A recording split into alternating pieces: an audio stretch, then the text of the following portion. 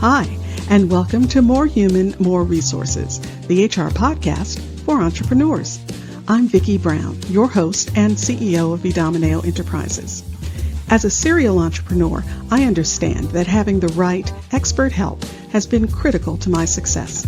That's why I'm dedicated to telling you, in plain language, what's going on in the world of HR that might impact your business and what you need to do about it, with real actionable tips to help you master that list of must-dos and grow your leadership muscle. First things first, the information contained in this podcast is provided for general purposes only and is not to be considered legal advice.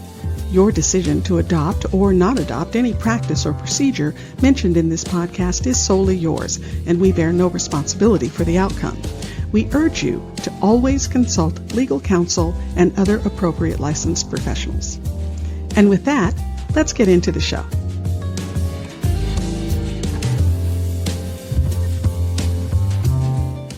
You're listening to Season 5, Episode 8. You know what drives me crazy? When I hear people say you have to choose between having zero HR support or building a full internal HR department. Well, let me tell you, that's just not true. The smartest entrepreneurs know that there's a middle ground. While having expert full-service HR support is the best of all worlds, and yes, outsourcing to professionals like us is the gold standard, I also know that some of you aren't quite there yet.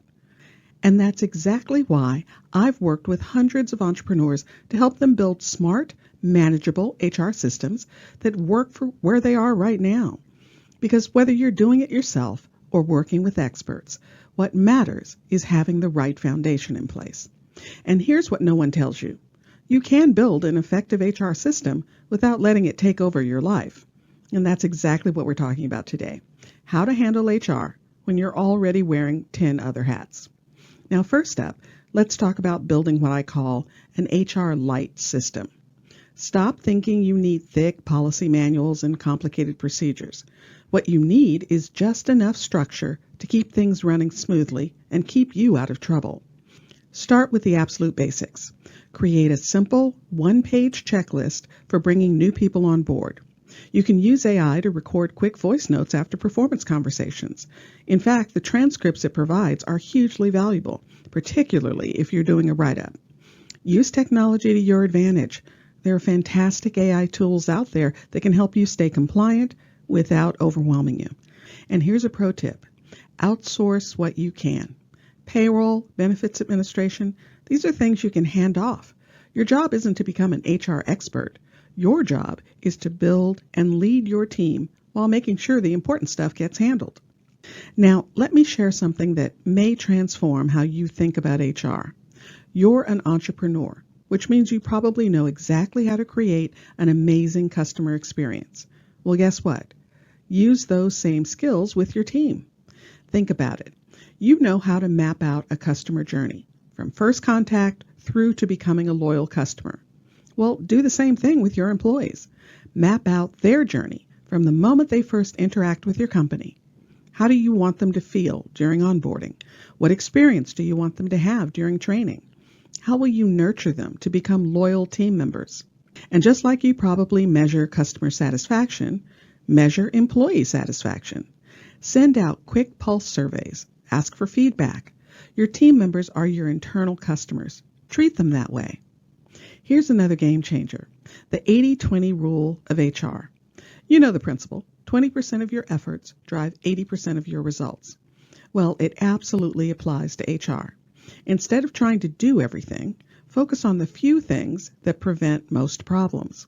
For instance, having clear, written job descriptions prevents countless headaches down the road. Regular check-ins catch small issues before they become big problems. A well-written offer letter protects both you and your new hire. You see, these simple things prevent the majority of HR issues that I see. And please, use templates. There's no reason to reinvent the wheel every time you need to write a policy or document a conversation. You can start building your own library of templates, but if you want to fast-track the process, well, I've created a complete template and checklist library as part of our HR Simple Start membership. At just $67 a month, you get access to all our proven templates, plus monthly training sessions where you can get your specific HR questions answered, and a community of other entrepreneurs who are facing the same challenges you are. So whether you create your own or use our ready-to-go versions, having templates will save you time and give you consistency.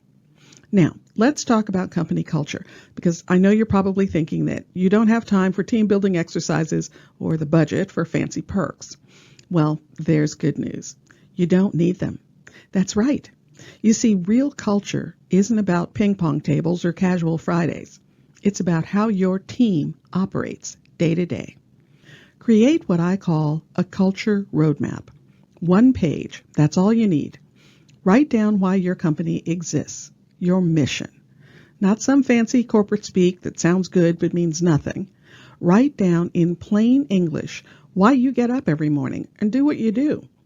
Maybe it's to help small businesses navigate the maze of employment regulations, or to make sure entrepreneurs can sleep at night knowing their HR is handled. Hint, hint. List your non-negotiables, the values and behaviors that define your team. Spell out exactly what that looks like in action. What do people actually do when they're showing integrity? Maybe it means always being straight with clients about what they need, even if it means less revenue for you. Or maybe it means owning up to mistakes immediately, even when it's uncomfortable. And most importantly, spell out the daily habits that bring those values to life, the specific behaviors you expect to see every single day. If excellent service is your value, maybe your daily habit is responding to all client messages within 2 hours. If continuous learning is important, perhaps it's spending the first 15 minutes of each day reading industry updates. The power of the culture roadmap isn't in writing it, it's in living it. When someone on your team knocks it out of the park, point to the specific value or habit that they demonstrated. When you're having a tough conversation with someone, refer back to the daily habits they're not meeting.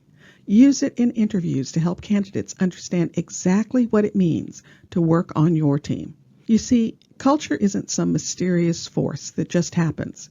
It's the result of clearly defined expectations that you have to reinforce every single day. So, keep your culture roadmap simple, specific, and most importantly, use it. Because a culture roadmap sitting in a drawer somewhere isn't worth the paper it's printed on. Then, share the roadmap constantly. Use it when you're hiring. Reference it during team meetings. Make it part of your onboarding process. Because here's the truth. Culture isn't created through fancy statements on the wall. It's created through consistent daily actions. Remember, as a small business owner, you're not trying to build a corporate HR department. You're building just enough structure to support your team and protect your business. So keep it simple. Focus on what matters most. And always remember, good HR isn't about policies and procedures. It's about crafting an environment where your team can do their best work. That's what HR really means when you're wearing all those hats, and actually, even when you're not. If you found this information helpful, please leave a review and tell a friend. Thanks for spending the time. Until next week, same time, same place.